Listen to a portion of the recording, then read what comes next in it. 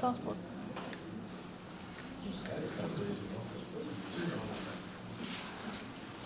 Currently, there are 298 District Advisory Council, the DAC, constituencies around the country, which are administered by the Ministry of Rural and Maritime Development and Disaster Management through their respective District Advisory Councillors.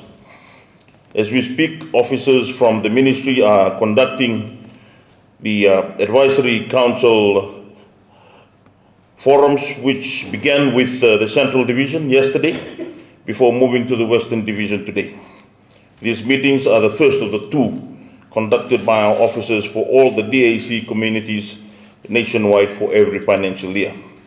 The Ministry has been doing well in the coordination and facilitation of national disaster operations and disaster risk reduction, especially as the country has entered its cyclone season this month till April 2023. So such partnership will not only ensure the effectiveness and efficiency of the operations on the election day, but also ensures that Fijians in the District Advisory Council communities are able to execute their basic democratic right.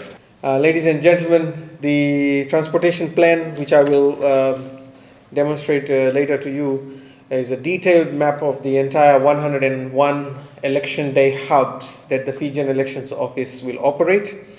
And within individual hubs, the Fijian Elections Office has worked with transport providers to determine the most suitable means of providing transport in those hubs. And as the chairperson has said in his remarks, the Electoral Commission had in fact asked us to look into this so that in places where, such as Punindawa, where there are no bus services that are regularly running, as you would see like in Rewanga, we have organized for carrier transport for those locations. And then we also have worked out in certain areas in parts of Suva where the bus services are not available because the roads are a bit narrow, and we have worked out suitable transport such as minivans or coaster services in those areas. So we have tried our best to provide transportation on election day in the best possible practical manner. And as the chairperson has said, under the guidance of the Electoral Commission and with cooperation from the ministry, we have secured the services of advisory councillors, the district advisory councillors all over Fiji, and their assistants, so that on the day of the election, we have people from those localities supervising the provision of transport in those areas. This would also mean that you will be able to see a familiar face on the public transport that we have organized for election day, and they will be able to assist you and guide you. Our plan is, ladies and gentlemen, that on the day we will have a full-blown call center operational, details of which we will be announcing later. And in that call center, members of the public may be able to make a free phone call to get details of the person who can tell them when and what time the bus services or whatever transportation services for that area will be provided in that area. So we will be working closely with the ministries to staff the call center, and I can assure you that by 5th of December, the Fijian Elections Office will publish the final version of the free public transportation services on election day booklet. Right now, it's got the hub and the route map and the details of all the advisory councillors that are there who will be supervising the provision of these transport services. And by the 5th of December, we will have it ready for the general election. Ladies and gentlemen, we also wanted to acknowledge and thank the hard work done by the chairpersons of the advisory councillor teams and actually all the advisory councillors around the country. We've gone around already and met with all of them, and we have obtained directly from them how the routes for the buses or the carriers should be determined so that on election day they are able to monitor it themselves and have the same operational. In terms of voting for the advisory councillors and their assistants, they will be required to vote via postal ballot. We have also done awareness with them on this regard. We've also informed all our suppliers, the bus companies, the carrier operators, that their staff will also be required to do postal ballots so that they're able to vote on the election day. And it doesn't happen to be a situation where in providing access to all other Fijians to go to their polling venues, they miss out. So ladies and gentlemen, this booklet that I'm holding here has been weeks and months of very, very hard work put in by my team, and I'd like to congratulate them for doing a fantastic job of getting the booklet done. And we're now moving on to the second phase, which is the implementation phase, and we will be doing some test runs, etc. You've heard from all the ministries and the Land Transport Authority, as well as from the chair of the Electoral Commission, how important this exercise is.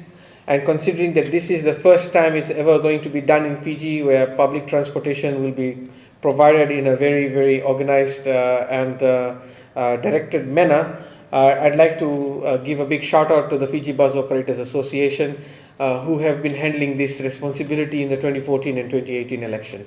A big thank you to them. They have managed it. They've provided transport services free of charge in the previous elections, and they have managed to give a lot of Fijians the opportunity to reach their polling venues. 2022, we have decided to go in a more directed approach, have very specific schedules.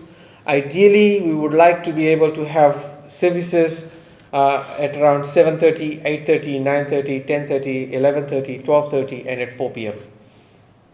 So that's our target. Of course, some polling venues in a hub might fall before the main polling venue. So that means that you might have the bus there at 7:20, 8:20, 9:20, 10:20, and that information will be provided to you by your advisory councillor. Once the booklet is ready, it will be disseminated to all the media, advisory councillors. It will be on our website as well, and you will be able to look up where your services will be provided from, and then you can access it. So with that said, ladies and gentlemen, it is indeed a privilege to be playing host to this historic signing, where we will be, for the first time in the history of this country, organizing free public transportation on election day in a very coordinated manner with our stakeholders, and I'm looking forward to the very success of this exercise. In the last election, the turnout reduced from 84 to 72%. We would like to make sure that there is more than ample opportunity for Fijians to reach their polling venues in the next election and have one less reason not to be able to make it. Our ministry has already begun collaboration through the engagement of our 6 government shipping vessels for charter available to Fijian Elections Office. Of course, this collaboration and our government vessels will ensure that Fijians living in Maritime Islands are able to access the services of the Fijian Elections Office and be part of the general elections. In addition to maritime transport, the MOU that we'll sign today will specifically cover assistance to Fijian Elections Office in coordinating land transportation information on the election day, and in partnership with the Fijian Elections Office, the ministry, through agencies like the Land Transportation Authority, will disseminate transport-related services and information. Given that the areas of cooperation under the MOU are relatively broad as well, the ministry will provide any further assistance that is required by the Fijian Elections Office.